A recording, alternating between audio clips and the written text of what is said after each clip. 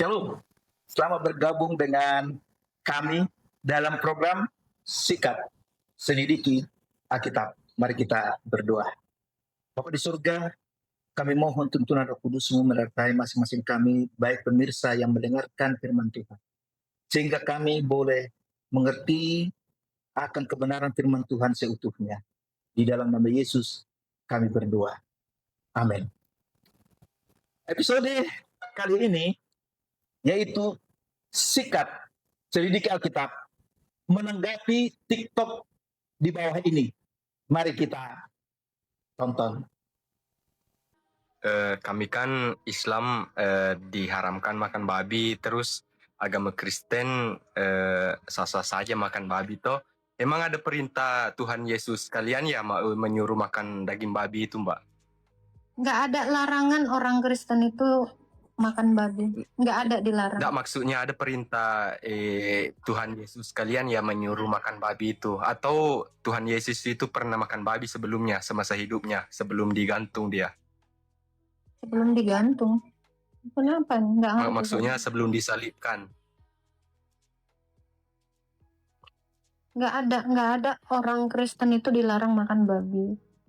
Enggak, pertanyaan Yesus saya itu, Mbak, mengajarkan, apakah ini Tuhan mau dijawab Yesus bentar kalian dulu. itu semasa hidupnya sebelum disalibkan itu pernah memakan daging babi? Oke, gini ya Bang ya. Ini saya jawab ya, dengarkan baik-baik ya. Tuhan Yesus bilang, bukan apa yang masuk ke dalam mulutmu yang menajiskan kamu, melainkan apa yang keluar dari mulutmu. Itu yang pertama. Yang lainnya, Yesus mengatakan ya, segala sesuatu halal bagiku, tetapi tidak semuanya berguna. Segala sesuatu halal bagiku, tapi aku tidak memperdaya diriku terhadap sesuatu. Itu. Dan Yesus itu tidak pernah melarang makan babi. Larangan makan babi itu adalah untuk Israel. Kalaupun Yesus tidak makan babi, bukan artinya kami harus tidak makan babi karena dia Tuhan, ya kan? Yesus juga tidak pernah mengatakan halal makan nasi goreng. Sementara Yesus kan nggak pernah makan nasi goreng, ya kan? Jadi kami bukan mengikuti apa yang dia makan. Sebab tidak semua makanan dia juga bisa kami makan. Atau tidak semua yang kami makan ini dikatakan tidak halal sama Tuhan Yesus. Baik, perlu kami beritahukan, kami sangat bangga kepada saudari Agatha, adalah seorang apologet Kristen kontemporer yang aktif menyebarkan firman Tuhan. Ia dikenal luas melalui platform media sosial seperti TikTok dan YouTube. Lewat siaran langsung dan diskusi lintas iman, ia meluruskan berbagai kesalahpahaman tentang iman Kristen. Banyak orang mendapatkan pemahaman baru dan memutuskan untuk dibaptis melalui pelayanannya. Luar biasa. Tetapi di YouTube kali ini, ada yang kami perlu luruskan tentang pernyataan beliau. Beliau berkata, tidak ada larangan bagi orang Kristen makan babi. Tuhan Yesus bilang, bukan apa yang keluar dari mulut yang menajiskan, melainkan apa yang keluar dari mulutmu, itulah yang menajiskanmu. Mari kita sikat, selidiki Alkitab. Apa kata Alkitab? Meleakhi pasal 3 ayat 6 berkata, bahwasanya aku Tuhan tidak berubah.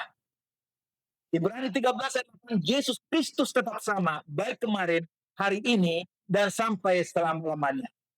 1 Petrus 1:24-25 berkata, semua yang hidup adalah seperti rumput, dan segala kemuliaannya seperti bunga rumput. Rumput menjadi kering, dan bunga gugur. Tetapi firman Tuhan tetap untuk selama-lamanya. Mazmur 89:35 berkata, aku tidak akan melanggar perjanjianku, dan apa yang keluar dari bibirku tidak akan kuubah. Dengan kata lain, firman Allah itu kekal dan tidak berubah-ubah. Apa kata firman Tuhan tentang makanan manusia? Perlu kita ingat ini. Tentu kita sepakat bahwa Tuhan bukan yang menentukan makanan manusia karena Tuhanlah yang menjadikan kita. Maksud kami bahwa Tuhanlah yang menentukan makanan manusia karena Dialah yang menjadikan kita. Nah, sama seperti mobil. Yang menentukan sebuah mobil menggunakan bensin atau solar adalah pabrik otomotifnya, yaitu produsen mobil saat merancang kendaraan tersebut. Nah, makanan yang diberikan Tuhan kepada manusia ada 3 jenis. Sebelum manusia berdosa dalam Kejadian 1:9, makanan manusia itulah buah-buahan dan biji-bijian. Tetapi setelah manusia itu berdosa, ditambah Kejadian 3:18, ditambah sayur mayur. Tetapi air bah pada zaman Nuh muncul. Maka Allah mengizinkan manusia itu makan makanan daging yang tidak haram dari binatang-binatang yang tidak haram. Anda boleh baca Kejadian 7 ayat 9, Kejadian 7 sampai Kejadian pasal 9. Catatan, di dalam Kejadian pasal 9 ayat 3 dan 4 bahwa segala yang bergerak boleh kamu makan dari 7 binatang yang halal, tidak termasuk satu pasang binatang yang haram atau agar tidak punah. Fakta, Nuh mempersembahkan korban persembahan bagi Tuhan dari binatang dan burung yang halal, bukan dari binatang dan burung yang haram. Kalau itu dipersembahkan, musnah, selesai akan binatang tersebut. Kejadian 8 ayat 20 kita baca baik-baik. Lalu Nuh mendirikan mezbah Tuhan. Lalu ia mempersembahkan korban bakaran di atas mezbah itu. Dan binatang itu yang tidak haram dan dari burung yang tidak haram diambilnya beberapa ekor lalu dipersembahkan kepada Tuhan. Ingat, ada Kristen mempercayai binatang haram hanya berlaku untuk bangsa Israel dan tidak berlaku bagi umat Kristen. Ini sangat berbahaya. Kenapa? Setan begitu licik memasukkan ajaran sesat.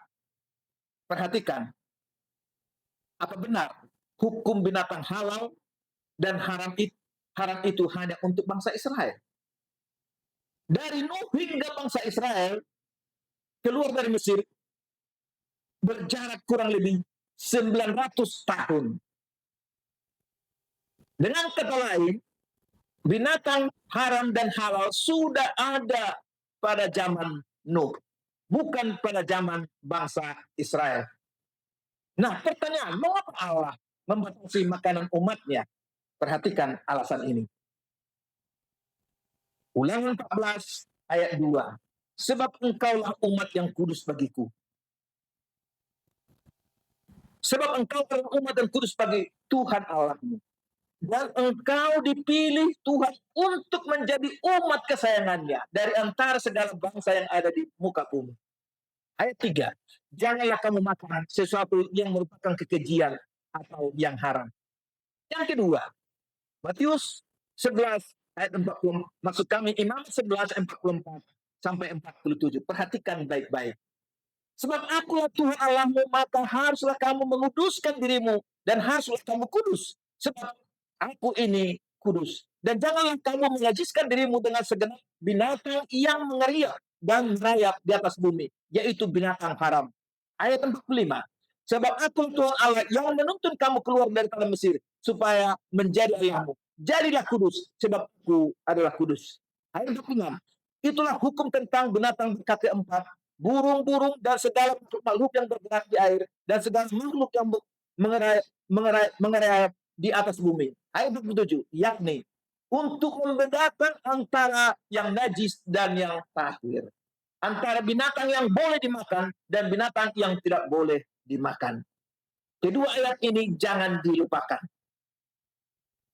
Apa ciri-ciri binatang yang dijadikan Tuhan dimakan, yang diizinkan Tuhan untuk dimakan? Imam 11:4, ciri-ciri binatang berkaki 4 yang boleh dimakan adalah setiap binatang yang berkuku belah dan memamah biak boleh kamu makan. Imam 11:7, demikian juga babi hutan. Karena memang berkuku belah, yaitu kukunya bersebelah panjang, tetapi tidak memamah biak, haram itu bagimu. Imam 11:9, yang hidup di air yang boleh kamu makan ialah segala binatang, maksud kami segala yang bersisip dan bersirik di dalam air boleh kamu makan. Segala yang bersirip tetapi tidak bersisik, haram bagimu. Segala yang bersisik tetapi tidak bersirip, haram bagimu. Bagaimana dengan burung? Imam 11 ayat 13 sampai 23. Burung dan belalang yang bisa dimakan punya paha dan memakan tidak menyambar mangsanya seperti burung elang dan sejenisnya. Itulah kira-kira ciri-ciri makanan yang diberikan Tuhan bagi umat manusia. Tetapi permasalahannya zaman bertambah zaman. Maka Yehezkiel melihat dan mengungkapkan di dalam Yehezkiel pasal 22 benar bahwa pemimpin-pemimpin, imam-imam memperkosa hukum Taurat Tuhan dan menajiskan hal-hal yang kudus bagiku. Mereka tidak membedakan antara yang kudus dan yang tidak kudus. Tidak mengajarkan keadaan yang najis dengan yang tahir. Mereka menutup mata terhadap hari-hari sabatku. Demikianlah aku dinajiskan di tengah-tengah mereka. Dengan kata lain, kalau kita memakan binatang yang haram, kita sedang menajiskan Allah di tengah-tengah manusia. Ini poin penting harus dipegang agar kita tidak salah mengerti. Kita bersyukur ada sikap selidiki Alkitab. Kita belajar mendalami Alkitab. Banyak hal yang kita harus selidiki dengan benar. Kembali kepada episode singkat kali ini menanggapi TikTok. Bahwa tidak benar. Bahwa tidak ada larangan bagi orang Kristen makan babi. Pernyataan apologet berikutnya berkata, Tuhan Yesus bilang bukan apa yang masuk ke dalam mulutmu yang menajis kamu, melainkan apa yang keluar dari mulutmu itulah yang menajis kamu. Mari kita selidiki Alkitab. Apa kata Alkitab? Pernyataan itu benar dalam Matius pasal 15 ayat 11. Bukan yang masuk ke dalam mulut yang menajiskan orang, melainkan yang keluar dari mulut itulah yang menajiskan orang. Tetapi tidak bisa stop hanya sampai di situ. Kita harus lihat konteks daripada ayat tersebut. Apa maksud Yesus mengungkapkan hal tersebut? Baca ayat yang ke-17. Tidak tahukah kamu bahwa segala sesuatu yang masuk ke dalam mulut turun ke perut lalu dibuang ke jamban? Tetapi apa yang keluar dari mulut berasal dari dalam hati. Itulah yang menajiskan. Ayat 19. Karena dari hati timbul segala pikiran jahat, pembunuhan, perzinahan, percabulan, pencurian, sumpah palsu, dan hujat. Perhatikan ayat yang ke-20. Inilah kunci jawaban kepada pernyataan Yesus tersebut. Ayat 20. Itulah yang menajiskan. Tetapi makan dengan tangan yang tidak dibasuh tidak menajiskan orang. Matius pasal 15 ayat 2. Bahwa ahli-ahli Taurat mempersalahkan murid-murid Yesus makan dengan tangan tidak dibasuh. Maka Yesus ditegur, hei, murid-muridmu makan dengan tangan tidak dibasuh, najis, haram. Maka Yesus menegur mereka. Apa katanya? Di dalam Matius pasal 15 ayat 1-20 merupakan pernyataan yang sangat kencang kepada murid, kepada ahli Taurat tersebut, orang-orang Farisi tersebut. Lalu Yesus menjawab mereka di dalam ayat yang ke-7. Hai orang-orang munafik, benarlah nubuatan Yesaya tentang kamu. Bangsa ini memuliakan aku dengan bibirnya, padahal hatinya jauh daripadaku. Percuma mereka beribadah kepadaku, sedangkan ajaran yang mereka ajarkan ialah perintah manusia.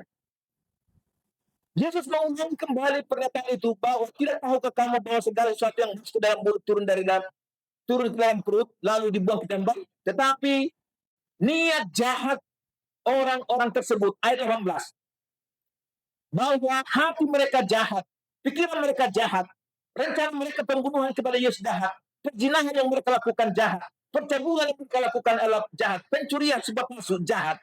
Itulah yang menajiskan yang disebutkan oleh Yesus. Tetapi makan dengan tidak membasuh kaki tidak menajiskan orang.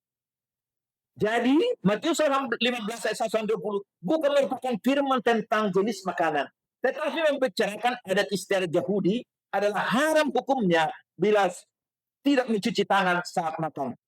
Pesan utama adalah pentingnya menjaga kemurnian hati karena sikap hati menentukan tindakan. Kesimpulan, muliakan Allah. Baik kamu makan, baik kamu minum, melakukan apa yang lainnya. 1 Korintus 10 ayat 31. Di dalam Kristus kita satu. Biarlah masing-masing kita boleh mengerti apa maksud pernyataan Yesus, bahwa Yesus Kristus tetap sama baik kemarin, hari ini, sampai selama-lamanya. Bila mana Yesus menentukan itu haram, maka haram itu untuk selama-lamanya. Jangan kita mengajari guru atau pencipta langit, bumi, laut, dan segala isinya. Dialah yang memberikan kehidupan, nafas kehidupan bagi setiap orang yang menuruti akan hukum-hukumnya. Untuk itu, mari kita berdoa. Bapa di surga, kiranya dengan tuntunan kudus-Mu boleh membawa kami lebih dekat kepadamu untuk menuruti apa yang Tuhan perintahkan. Tidak baik kami memakan makanan sesuka hati kami, karena ada aturan yang Tuhan berikan, bahwa makanan manusia adalah buah-buahan, biji-bijian, sayur-sayuran, daging ataupun ikan yang halal. Dengan demikian Tuhan, kami boleh memuliakan Tuhan, baik kami makan, baik kami minum, sehingga nama-Mu dipermuliakan. Adam dan Hawa jatuh ke dalam dosa oleh karena memakan larangan yang dilarang oleh Tuhan. Kiranya kami sebagai pelajar Alkitab, begitu juga yang mendengarkan sikat selika Alkitab ini, mereka boleh mengerti makna firman Tuhan. Kami hanya sekedar meluruskan pengertian yang salah. Pengertian yang benar kami sampaikan. Biarlah itu menjadi berkat bagi mereka dan kemuliaan bagi nama-Mu Tuhan. Kami berdoa hanya di dalam nama Yesus, selamat dan kudus kami. Amin. Pemirsa, jangan lupa bagikan berkat ini kepada orang lain, sehingga banyak orang diselamatkan dan nama Tuhan dipermuliakan.